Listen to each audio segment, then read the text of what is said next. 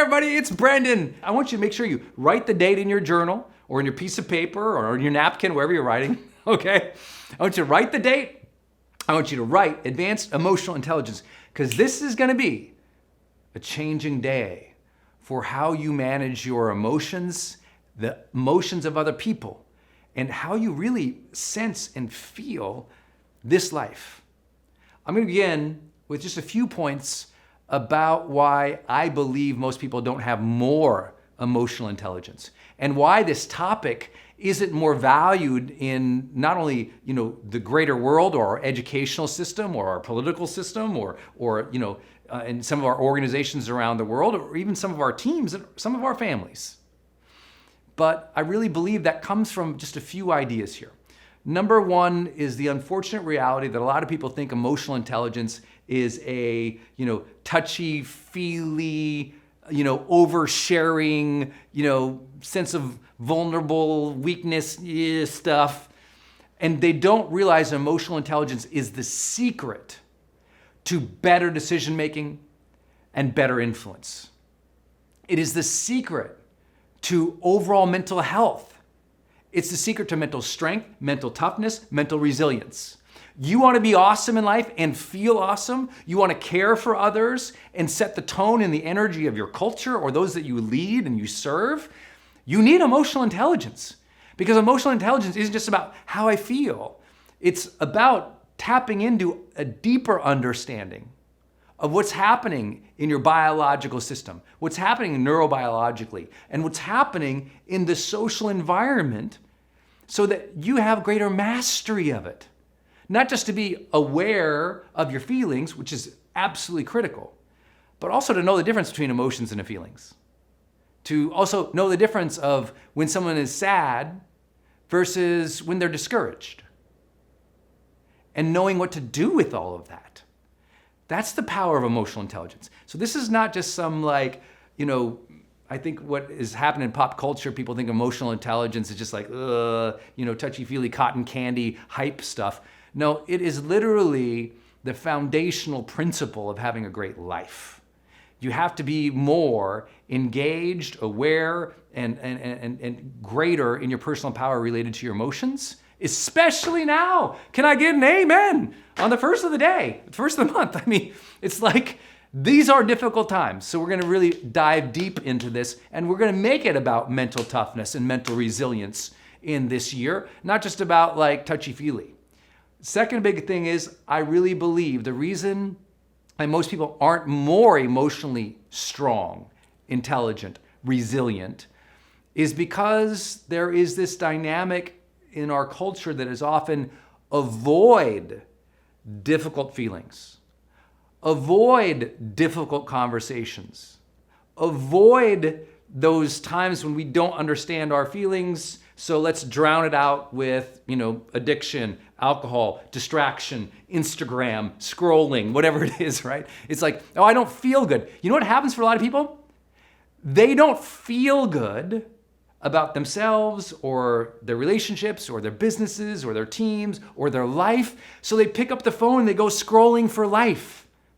Do you know what that is? That's an emotional intelligence thing. What's happening is they don't know how to cope. And so they pick up tools for coping versus understanding coping is here. They externalize coping, seeking coping mechanisms outside without understanding how to navigate the difficult emotions of our lives. And so I think more people, haven't mastered this area of their life better, because the easiest answer is to avoid it. Think about all those difficult emotions you've had in personal relationships. Maybe you have a relationship right now, who you love somebody, you're, in a relationship in an intimate way, or you're a parent, or you're, leading a team, and there's all this difficult emotion to manage right now, People are discouraged. There's a lot of vitriol and outrage out there. There's a lot of just fear of all this unknown. How have you engaged that? Have you had conversations with them? Have you checked in? Did you understand where they were at? Did they feel heard and seen, validated, appreciated by you? Or are you so struggling just to deal with yourself that you even forgot other people? Because that happens too. But we're going to go from this conversation of avoidance to engagement today. And that is the fun, like the foundational tool in all of emotional intelligence is engaging it, right? Engaging those difficult emotions, engaging those difficult conversations, engaging those difficult people instead of hiding. This is that important time to be doing that. You know, I get how easy it is to say, I don't want to deal with that. You need to learn how to deal with it. Straight up, you need to get at level 9 out of 10 in order to navigate these next few months well and lead others. And you got to give yourself an assessment. I'm going to ask you to do that right now. I know so many people, they don't understand the importance of scoring different skill sets of their lives. And so they just kind of go through life hoping to get better. But one thing that we know from high performers is they're willing to score themselves. They're willing to, on a consistent basis, they give themselves grades or scores about how they're doing. How have you handled your emotions this year on a scale of 1 to 10? 1, you just not good. I mean, okay, let's call 0 dead. Okay, 1, it's been a struggle, and it's been terrible. 10, you feel like impressed by yourself. This year has been pretty good. Like you've handled all of this emotion pretty well. Where have you been? 0 to 10. Okay, maybe even you might just share it in the chat right here. How you been here? It's okay. Sometimes just sharing is the first step here. Okay, now let me ask you about how have you dealt with the emotions of others on 0 to 10? 0, they freak me out. I don't want to deal with them. 10, I've been doing pretty good, Brendon. Thank you. I've been a great leader, a great parent, a great caregiver, a great manager. I've been doing real good. Where have you been? You know, you got to think about that constantly, like personally, how am I managing my emotions and socially. And the more that we're aware of these things and evaluating these things, the more our brain's gonna go, let's get better. Like your brain is great at gamifying, right? When you give yourself a score, your brain goes, I wanna get better. I would like a higher number here, especially if you're on something like this with me here at GrowthDay. I mean, it's like, like you want to work on yourself, right? So I know that sometimes it can be discouraging when we talk about measuring yourselves or giving yourself a score here. Some people say, Brendon, I've been a level 5 and with my emotions for a decade. I feel crappy. Thanks for making me score myself. Okay. But listen, that's going to lead to this next point. Many people confuse emotional intelligence with a conversation about who they are versus skill set. What do I mean by that? Well, emotional intelligence is a skill. It's not about yourself or even just your overall personality or identity. It's a skill, right? It's an area of your life to be managed, improved upon, navigated, and it doesn't represent you. So many people think when they're, they have or experience sadness that, oh, I'm a terrible person. I have all these reasons to be happy. Why can't I just be happy? But I'm feeling sad right now. What a piece of crap I am. And they literally start speaking negatively of themselves because they have or experience or feel an emotion. But an emotion is not you. An emotion is not you. And what most people do in this category of emotional intelligence in their life, they say things like this. They say, oh, well, you don't understand. That's just how I am. I'm just not one of those joyous people like you, Brendon. I'm not like your students who are so happy. And what they do is, well, I'm not like that.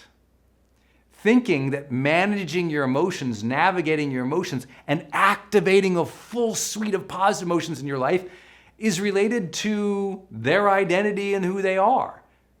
No, we're talking about a specific topic in personal development. There's lots of things we can talk about that isn't you, right? Your car is not you, and your emotions are not you. Your dog is not you. The things you own or control or have are not you. It's okay when you have an emotion that you don't like, not to hate yourself for the emotions you're experiencing. Some of you had a really tough year, right? I hear it all day long from this community, and you'll see it in breakouts. It's like, this has not been an easy year. And so many people get down on themselves, down on self, versus recognizing, oh, I don't have a real strong skill set here to navigate this difficult emotion. You follow? You don't need to get mad at yourself or down on yourself. If you score yourself in a way you don't like, you say, oh, I need to develop more skill here to be able to do that better, right? If I go out and you and I go out and we hang out to play tennis and I'm not good at it at first, I don't say, oh, I suck at all sports. I say, I'm not good at this tennis thing. I need to figure out how to hold this racket and make sure this ball gets over that net. And when it comes back to me, you don't hit me in the eye. It's like, you have to realize your emotional life and navigating it, it's a skill set. And when it's a skill set, you can get better at it.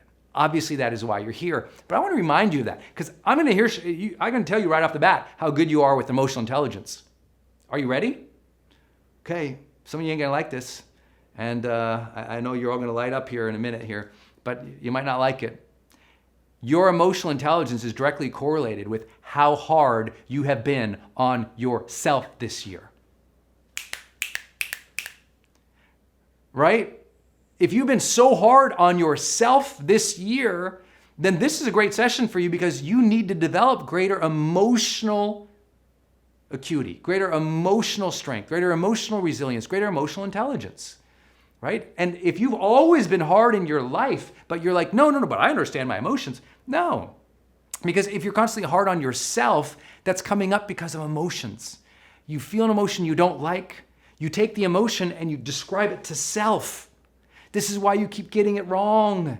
I'm here. I want to help you do this. Separate yourself from the skill set of managing emotions and just go, you know what? I'm kind of not managing that well today. I can understand that I don't manage things great every day and every time without saying I suck. Okay, parents out there, you know this, right? You can be a great parent, a good parent, a loving parent, a caring parent.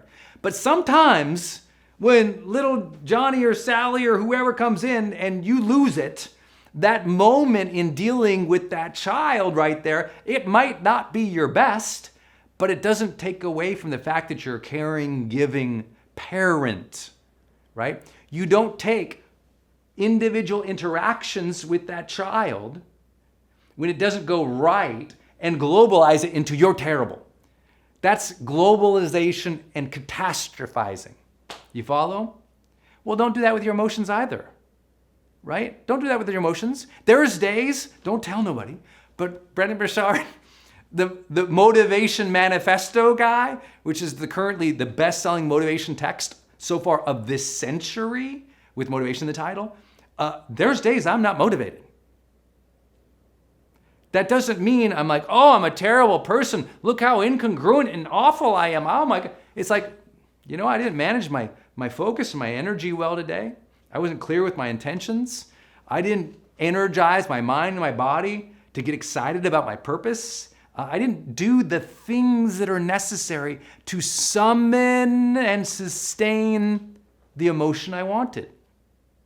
Instead, I just accepted what landed on me. Feel crappy. And now what do you do when you feel crappy? These are the things we're going to talk about today. So I hope this is helpful. And I'm kind of going over why people really struggle with this. And I know it might feel really negative up front, but I'm trying to tell you, this is why more of our culture doesn't talk about it. This is difficult.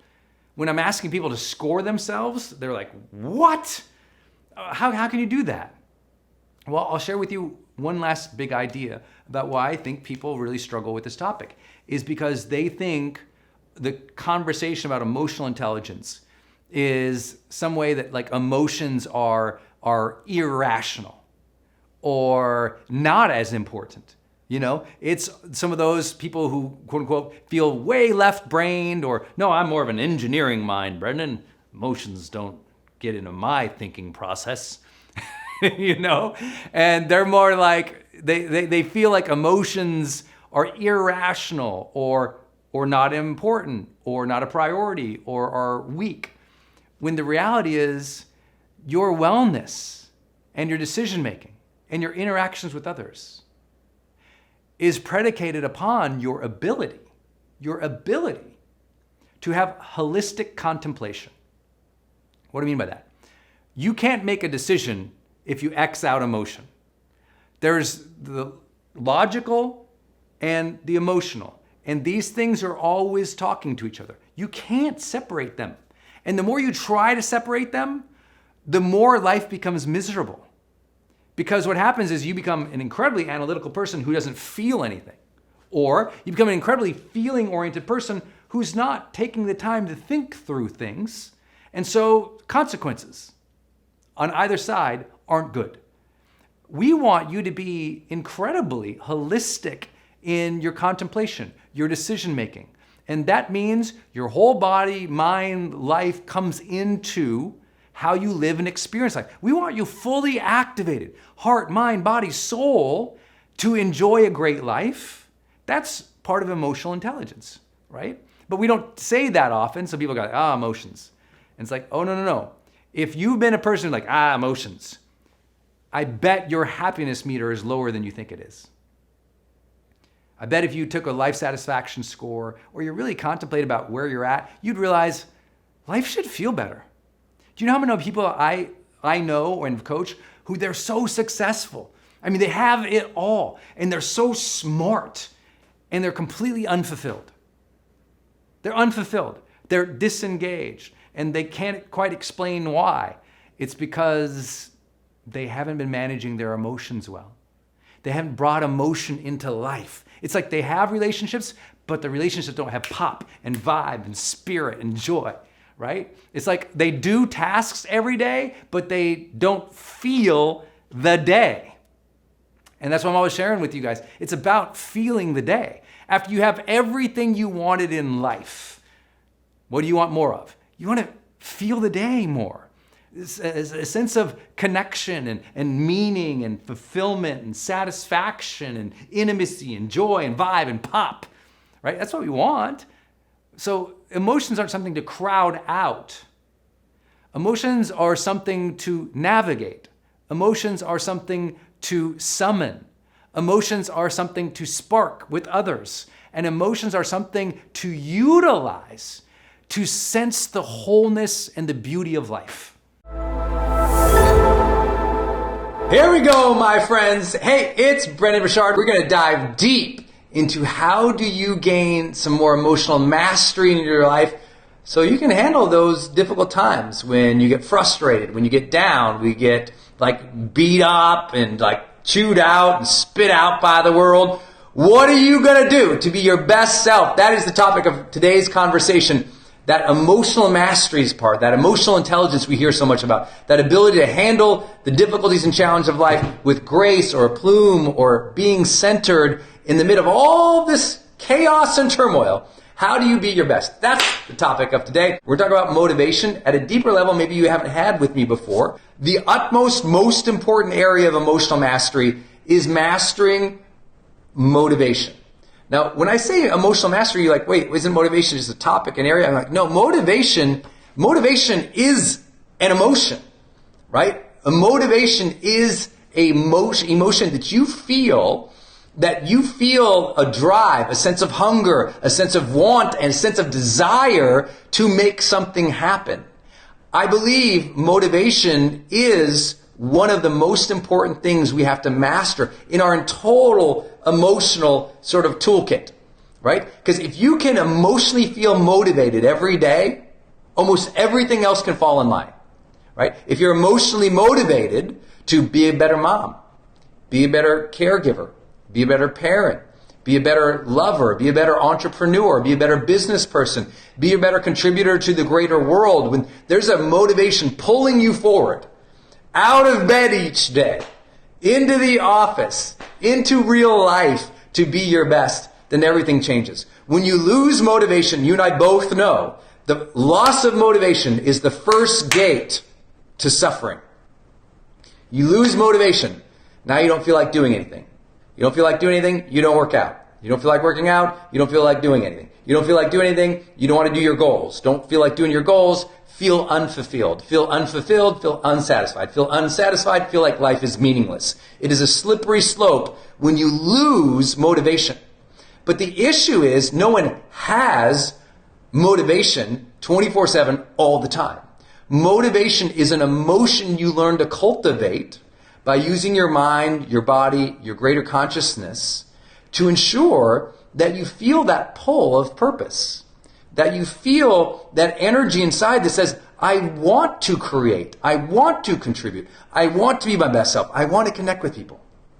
And so motivation is something we're going to have to generate on a consistent basis. I know many of you are at HPA and you hear me say, all the time, you have to learn to bring the joy because the power plant doesn't have energy, it generates energy. Motivation is something the motivation guy. I have the best-selling book of the entire century with motivation in the title. It's called The Motivation Manifesto, if you haven't read it. And the Motivation Manifesto is like, if anything is imbued in that book, it is like this ferocity and this fierceness and this attention to living our best lives, but it has to be like generated. Because even though I'm the motivation guy, there's plenty of days I wake up and I'm like, blah. I don't feel like it. There's plenty of days, there's plenty of moments where just like you, I'm just like, I'd rather be lazy and do nothing right now. And that's okay. That's part of homeostasis. That's part of our human body to want to power down, to relax, to chill out. But too much of that can lead to an unfulfilling life. So we must learn to generate the emotions of drive, desire, go-gettedness, whatever you want to call motivation. And so it's something that we have to learn to stoke. Motivation is an emotion we feel by either luck or by purposeful, conscious design. I just choose to design it into my day every single day. Motivation is driven by certain things. You have a spark, you have something that sustains it, and you have something that grows it. Okay? The spark of motivation, which is how I anchor into being motivated each day, is ambition. All motivation begins with the desire or hunger and ambition for more, whether that's more depth or more connection or more contribution or more abundance or more wealth or more love. Like we just want more of something. And that says, I want to go get that. Like we see a fancier car, it's better than our car, I want to go get that. We see like a deeper love of relationship between two people, I say, I want that in my own life. Sometimes it's a visual cue. Something we see makes us want something, right? Not too far from here, there's a beach that I strolled on vacation, I don't know, a couple years ago. And I said, I'm going to live here. And it was a motivation. It was a cue. I saw something, desired it, wanted it, went after it. Like, so sometimes it's a visual, it's a cue out in the world that says, I want more of that thing. And ambition can be visually cued. For some people, if you just wake up, I mean, think about it. You wake up, you grab your phone, you're like, and all of a sudden you don't have any motivation. Instead, you look through all this stuff and all it did is make you feel like you're not enough, or it distracted you, or it upset you, or it created, anger or anxiousness. You got to be careful how you're using cues to start your day. I use cues to start my day motivated. And those cues to start my day motivated are things like I literally wake up and I'll wake up and I'll think of things that I'm grateful for and that I want to give in life. I'll wake up and I'll think about someone I want to do something nice for or surprise today. I'll think of something I can be excited about today. I'll, as soon as possible in the morning, revisit my ambitions list, my goals list. I'll look at them. I'll not wander through the day looking at social media and then, I guess it's time to work and look at my goals. It's like my goals, in the first few minutes of the day, I'm revisiting them. And what I'm doing is when I'm looking at my goals or my agenda or my schedule, I'm looking at it and I'm thinking, okay, why do I want this? What would life be like this? How could I go get it? What should I do today to make that happen? And that motivates me. That's my list of goals, my list of ambitions, the things that can excite me. In other words, it's very intrinsic goals. It's intrinsic rewards that I'm after. I'm like, if I go do that, I will feel better. If I could have this, I'd be happier, right? It's not that I can't be happy with now, but I want to pull. Like if I can have that future pull, that's going to motivate me to go do stuff, right? I have to literally generate that in my mind. And so when I have that connection in the morning, then my takeaway for you is connect with your ambitions every morning, very first thing in the morning. Somehow part of your morning routine, connect with your ambitions. Look at them. Why do you want them? What would you get from that? How would you feel from that? What would that generate? Why would life be more meaningful? Really connect with that ambition every single morning, and you'll start to notice you feel better. Because remember, if you were at HPA, if you've ever attended our event or our seminar, you also know this reality, that motivation wanes with attention. Meaning, if we don't give our ambitions, our goals, a lot of attention, the motivation just goes away. Because motivation is either fueled by our attention or by momentum, right? It either takes reflection or action to generate serious, sustained motivation. Either reflection or action. Because ultimately, from the reflection, that gives us clarity, and clarity can give us confidence. Or action can give us momentum. And when we have momentum, motivation is way easier to cultivate, generate, and sustain, obviously. So these are really important concepts. Every morning, get very close to your goals. Ambitiously. What are those things that you want, desire, need, and would enjoy, and what do you need to go to get it? That's the intrinsic type of things, the things we'll feel good about, that drive satisfaction, fulfillment, meaning, excitement in us. But I also have my extrinsic, meaning my external cues or goals or rewards that also I revisit. So for me, example, when I always tell you, wake up each day and at some point say, who needs me on my A game? For me, every morning, I re-anchor down into my relationships. I think about, okay, if I don't show up today and do a good job, then my wife and I have a lower quality of life. Then I can't support my mom. Then I can't support my team. Then all these people who count on me every day for motivation or count on me for leadership or count on me for support, they don't get that from me. And I tap into that reality that if I don't show up for somebody today, then you know what? By the end of the night, I'll feel worse about myself, but also it will impact other people. Because you cannot have real, high-powered mental motivation without a connection to other people. We are social animals, so we have to think about, okay, what should I do? How can I contribute in a way that serves other people? So where that internal one is about self and satisfaction and fulfillment and meaning personally, that's tapping into our own passions, desires, wants, and hungers. That external one is ultimately about service, about giving or taking care of or being the caretaker of other people. And you cannot just keep starting your day. I guess I'll get some coffee and read the news and see what's on social media or hop into the car and listen to trash talk radio or turn on the TV and hope to find motivation later in the day. Like you want to kick off the day with motivation. Like get already in the morning, immediately in a good state of mind. When I'm in a great state of mind, it's like, bam, the day goes. And you know what? If you start the morning in the right frame of mind, motivated, driven, because you're connected to what drives you and what will serve other people, then when you start like running out of gas at noon, 1, 2, or 3, it's easier to like re-spark that flame than to fuel that flame than to start a new fire. Right? Because some people just keep waiting. They don't even think about, I guess I should be motivated until they've lost it. I want you to start the morning with it and sustain it throughout the day by revisiting it. Remember, the secret to all of motivation is revisiting those whys. It's revisiting that ambition that you have for your life, for more, for others, for contribution. That's everything. Right? That's everything.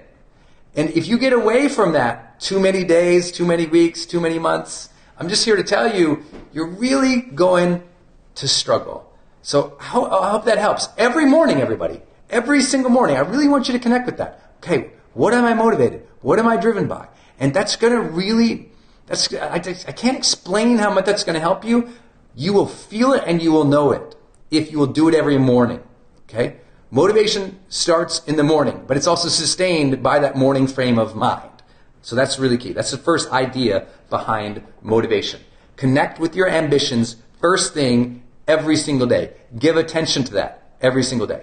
Here's something I don't often talk about, but it's important for me because it's very easy for me to be really effective in the mornings. And then that afternoon, 2, 3 o'clock, and I can just be like, man, I want to go outside, take a walk, come back, turn on some Netflix, eat some carbs. You know, that can be my afternoon if I'm not careful. So here's what I do. I have a checkpoint in the mid-afternoon to recognize, reward, appreciate anything that I have done today. Anything that I have done today. And that midpoint checkpoint, for me on my phone, I just have an alarm. Mine tends to go off around 2:30 or 3 o'clock in the afternoon. It just flashes to me and it says, what's been great today? What's been great today? And so that will cue me, all right, it's time to visit. What's been great today? So I'll just think about something I've done. It could be like, I answered 10 emails today that I've been avoiding. Good job. It could be as simple as, I made that one call, I said I was going to call, did it. I shot that content, created that thing, whatever. Some type of, like, listen, motivation is often driven by recognition. So recognize what you have done so far in the day, early afternoon. Then what I do, in order to keep myself motivated even more, because I've set in my mind I want to be a person who's excellence driven, what I will do is I say, okay, here's what's great so far, and then I ask just a simple question. How do I complete this day with excellence? Just a simple touch point in the afternoon. How do I complete this day with excellence? So I will look at the rest of the day, whether that's 2 hours more, 4 hours more, 5 hours more, 6 hours more, whatever it's going to be for me, and I go, okay, how do I think through the rest of this day with real excellence? And when I can connect with that, I'm telling you, it's just so part of me, and it really makes me want to serve. So please think about having a mid-afternoon connection point to keep yourself motivated. You'll feel a whole different quality of life come in. I promise it's a different experience for people, because most people, they're just running and gunning through the day. They don't realize or understand or accept how challenging it is to lose motivation. And so many people, they've gone weeks without being motivated. They're going through the motions, but there's no energy. There's no emotional pull towards something better. And because they're lacking that emotional pull, what ends up happening? They dog it. They don't contribute as much.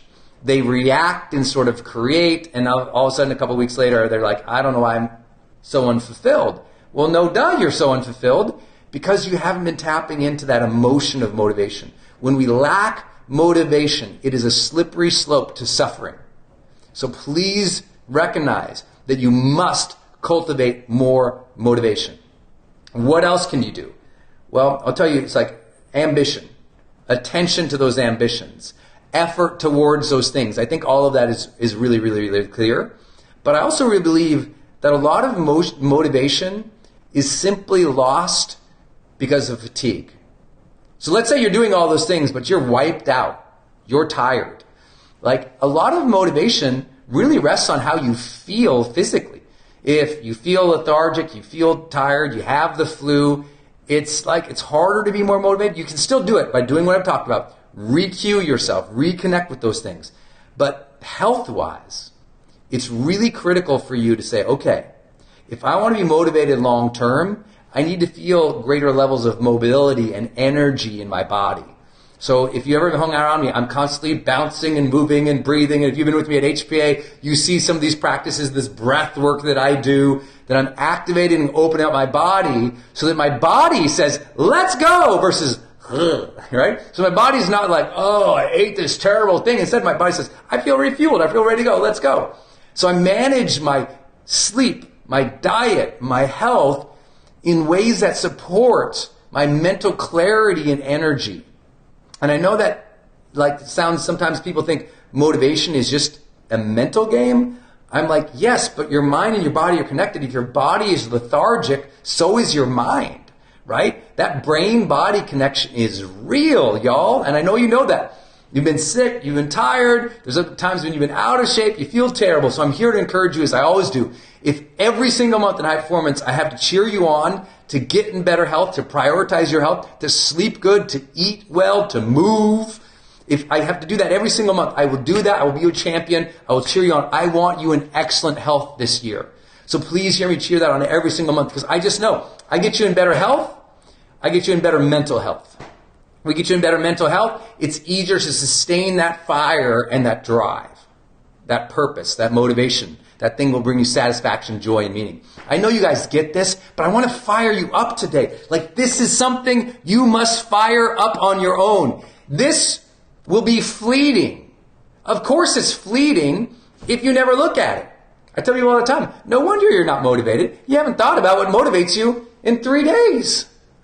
Just think about that. No wonder you're not motivated. You haven't thought about what motivates you in 3 days. Every morning, I'm a deep dive in what's going to motivate me. I get excited about it. I look at it, I'm like, okay, let's go. If I didn't do that, I need coffee. All right. Hi, my friends. It's Brendon Burchard, founder of GrowthDay. And today we have a special session on the topic of improving your relationships. So if you are in an intimate relationship, you have a partner, you have a spouse, you have someone you're dating, and you're trying to improve that or set that relationship up for great success, this is the topic we're taking on today in GrowthDay. One of our most requested topics, because clearly we've all learned over the last year and throughout the pandemic how difficult it was to have great relationships. If suddenly now you're locked in the house with somebody or you had distance, how do you create a great relationship is something I think we all want. I'm always sharing with you all here in GrowthDay that we all want greater aliveness. We all want more connection. We all want more meaningful pursuits, and we all want more growth. And if you're going to grow in any area that brings you more vibrancy and fulfillment and life satisfaction over the long term, it is with your relationships. Now, I've got a lot of fun to do today with you because in talking about relationships, I made sure not only to come at, I'm going to share a couple of different perspectives today. One, I'll definitely share the research. You know, if you know my work now, it's 25 years studying personal development in depth, including psychology, neuroscience, sociology, behavioral economics, the whole 9 yards, to understand what is it that helps people become higher performing and create greater well-being and relationships. That's what I do, right? So a lot of research I'll share with you here today, but also kind of a little bit magical, hopefully. I'll share my own personal perspectives in dating, in relationship, in marriage. I'll also share with you Denise's. So for those who've been through Transformation Week or have ever taken some teaching and training from Denise and I asked her literally this morning for her list of most important practices that have kept us sane and happy for all these years, going on 18 years. And just like anyone else, ups and downs, challenges in relationships, they are not easy. And so part of that is because you have a different perspective than your partner or your spouse. I also know with the worldwide community, some of you all aren't in a relationship right now. You just ended one and you're trying to debrief and learn and think of, okay, what's it gonna be like next time? Or you're dating someone right now and you're trying to see if you want to deepen that relationship, or maybe they're not the person. Some of you are like, dude, I don't want a relationship right now, but I'd sure like to know this stuff to help my friends. So I'm always telling what to do over coffee. So wherever you're at, I'm going to make some assumptions today because this is literally a seminar on how to improve your intimate relationship. I'm going to use the terms partner or spouse a lot today. I'll kind of default to partner because maybe that partner is someone you're dating and you're deep in that relationship, you're just starting, or it might be a spouse that you're with and maybe you like them or you're trying to improve it. Wherever you're at, it's okay. I've had ups and downs in my relationships my whole life. I know it is not an easy thing. I'm not here to preach to you. I'm here to say this is such an important area of your life. Get this better and everything gets better, all right? You know that when your partner, your spouse, your significant other, when they are happy and fulfilled, and you are happy and fulfilled, there's a greater flow and magic of energy and love between you.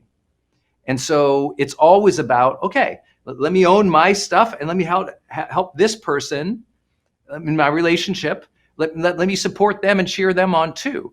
And so I'm going to share two different perspectives. I'm going to start with one that is kind of the double-sided coin that makes relationships so hard.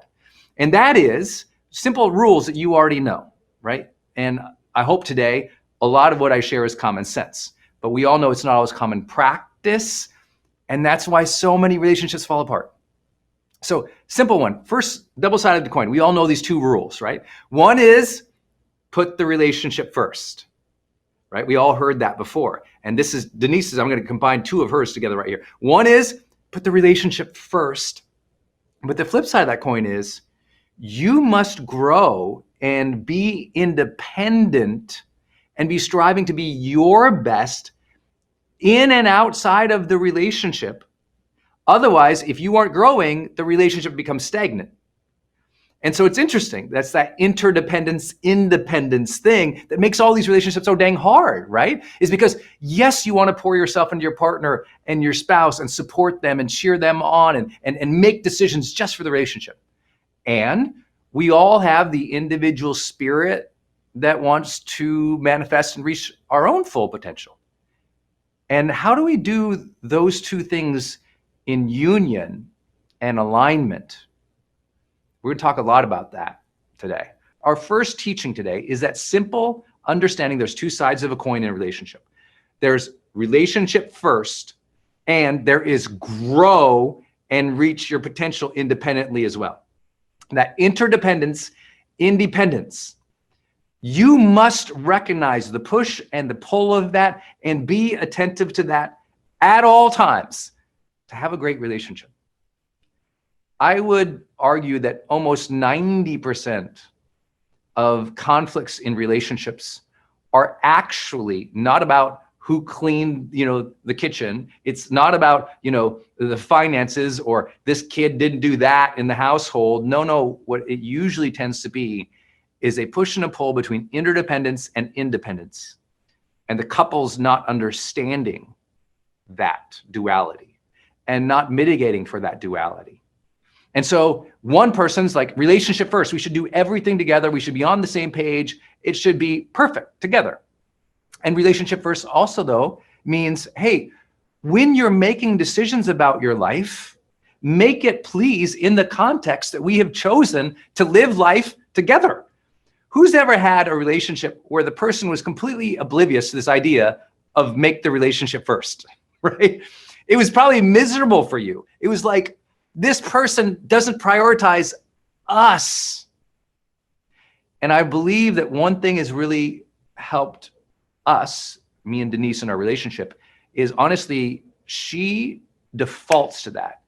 She is so good and bringing me back to that too, that it's about us.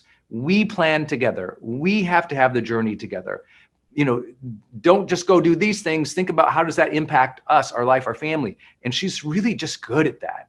And I believe that's what has taught me to be a better man, I hope, in the relationship we've gotten, more and more years into our relationship together. I think that is really powerful. How do you put your relationship first?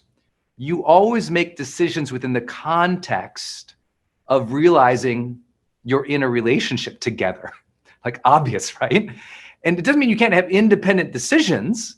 It means those decisions still take place in understanding the effects and the consequences of your actions within the relationship.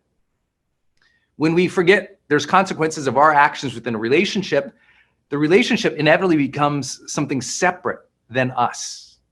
And when this relationship is separate than us, they feel a separatedness.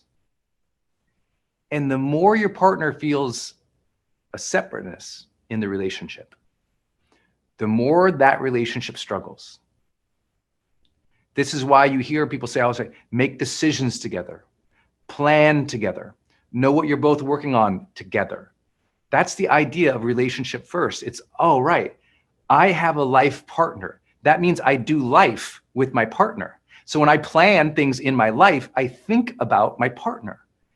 And that simple reminder, I know not all of you need, but you've been in relationships where that was not true. And if you have been, you know what I'm talking about in that separateness. You don't feel like you really know the person, or you feel like they don't value your opinion. You feel like they, are living their own life and they don't care about you or the effect on your family. And so it's so important for us to always remember, all right, when I think about relationships, I always think about the coin, I call it, the coin. Interdependence, independence, relationship first. Okay, got it. And the opposite side, which so many people naturally gravitate towards and know, especially if in a growth day community like this, which is you must continue improving yourself and fulfilling yourself if that relationship is going to come into a true, deep, meaningful, fulfilling relationship, right? If you're stagnant, don't get mad that the relationship is stagnant. If your partner is stagnant, meaning they're not growing, they're not stretching themselves, they're not trying to learn about their mindset or their effect of energy on other people, or to become more productive towards meaningful pursuits that matter to them, well, then what happens? It's like you're growing and you're extending, but they are not. Who's ever been there? That's super hard. Now, the challenge is you can't, if relationship first is one side of that coin and growing is the other, and you happen to be the person on that coin, you're growing, and you don't sense that they are. Because relationships are first, you also cannot be bitter towards them, hate them, be jaded about it, because there's probably been points in your life where you weren't growing at your potential either. And what is the thing between, like, what is the material, I call it, between the coin? Interdependence and independence. What's the material, right? If you have a penny, you know that the material's copper, right? In between, right? What is the in between? Here's my philosophy. The in between, the stuff of the coin, is called grace. Grace. If two people are going to come together and it's going to work out, there's got to be grace between them. Grace when you're growing and they're not. Grace when they're growing and you're not. Grace when they're struggling and you're doing great. Grace when you fall a little bit away from each other. And without that, it's really hard to keep that coin unified and valuable, if you will. And so I want to begin today with a simple idea. I know after teaching about relationships, literally for 15 years, and I've been blessed to coach some of the highest level couples in the business world and some of the highest level Olympic couples. I've worked with couples in every possible scenario that you can imagine, from new parents to people who've chosen not to have children, to people who are just trying to finally create depth and meaningfulness in a new relationship. I can share you, 15 years of coaching, you have to imagine every conversation or every other conversation brings up a relationship that somebody is in. And what I have seen over and over and over again, when either teaching or coaching on relationships, is your, or the listener, the student's immediate impulse to judge the other person. So as I'm teaching today, it's very easy. Oh, my husband, he's like this. My wife, she's like that. And you're immediate, like, as soon as I start teaching about something, you immediately cast the other person as the wrongdoer. And if we're going to explore relationships today, no, the material in between interdependence and independence is not wrongdoer. It's grace. If you want the relationship to improve, if you want the relationship to deepen, if you want that thing to feel better, no bitterness here, no judgment here. I always say, judge less, feel better. Okay, let's not judge our partners or spouses here. Let's educate, let's learn, let's explore how we think. You can't control them. Maybe you're lucky and they're watching with you. And if some of you are doing that, that's great. But if your partner or spouse isn't here with you right now, Don't make this a judge session on them, even if you're in turmoil, even if they feel separate, even if you're fighting. I want you instead to say, let me explore my relationships with openness and grace. Let me be accountable for my stuff, think through my stuff, and not make this a session of they're bad and they're the wrongdoer.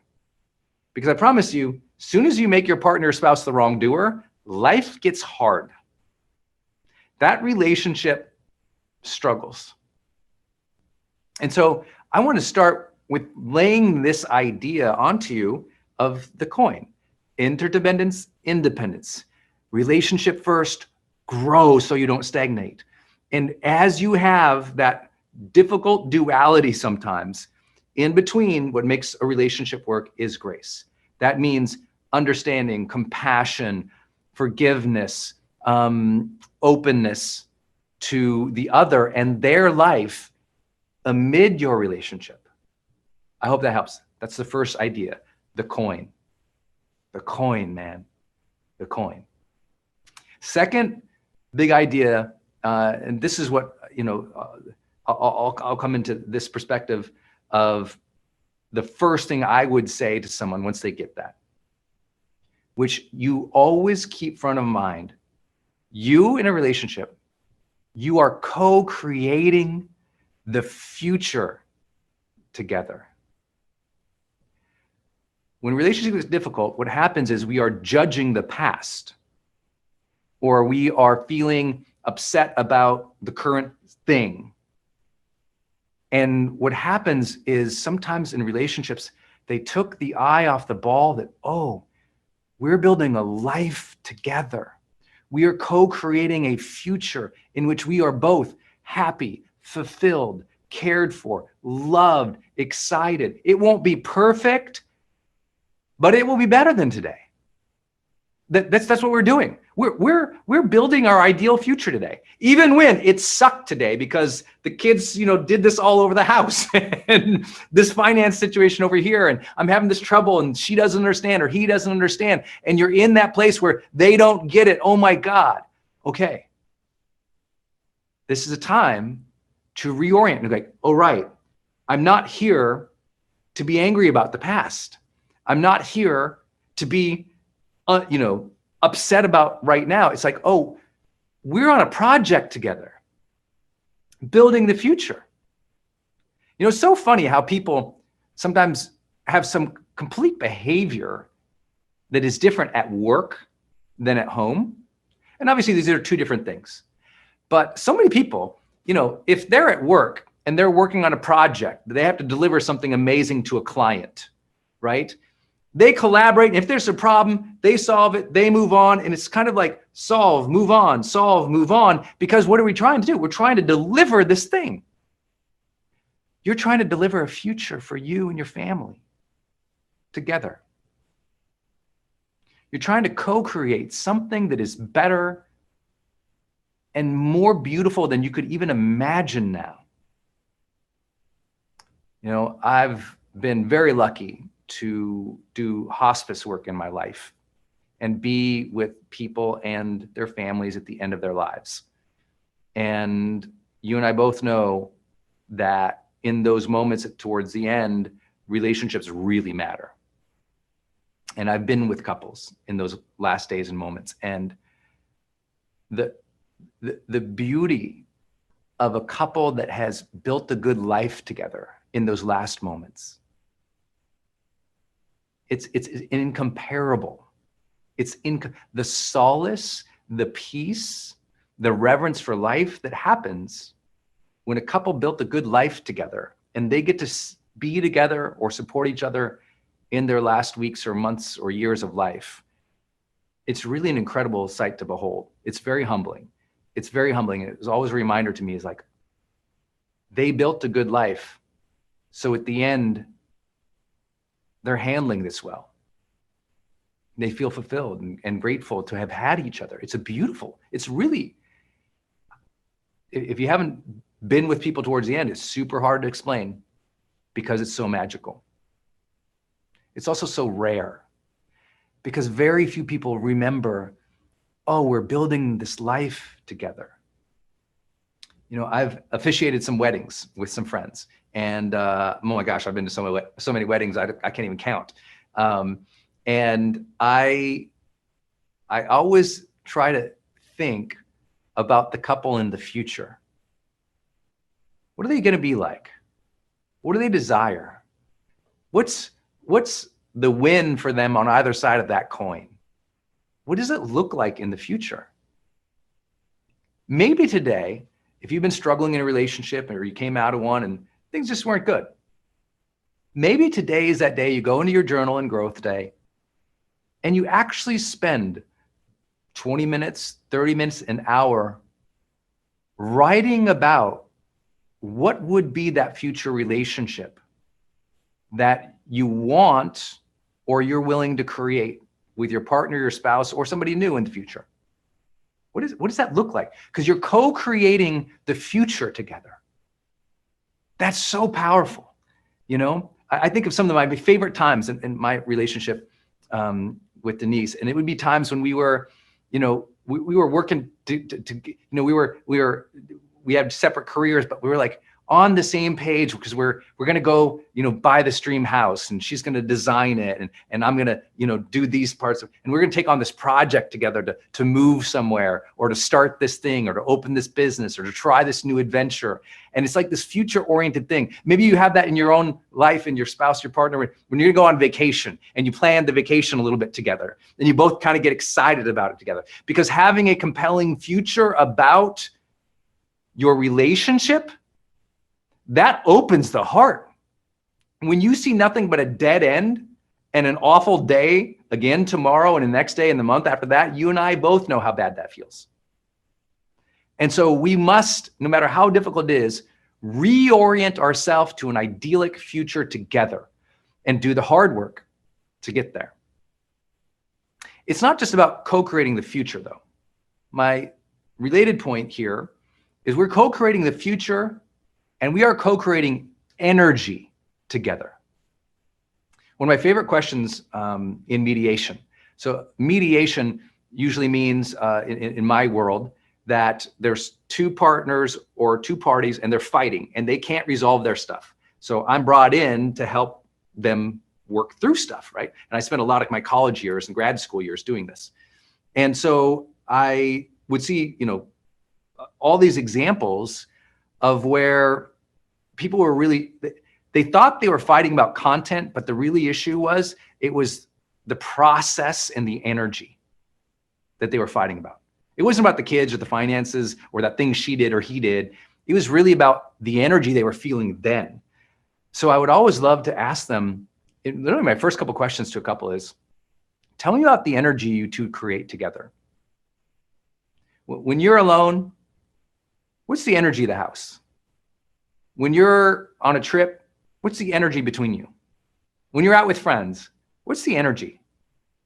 And inevitably, if the relationship, listen to this so closely, if the relationship is in a tough place, one person is blaming the other for that energy, not realizing in relationships, energy is co-created. This can be your day for personal growth. This can be that day you committed to and you remember and you go, that was the day I got myself a community. I got better coaches. I committed to making my life the absolute best that I could. This is that day. Make today your growth day. Click the button on this page and sign up right now.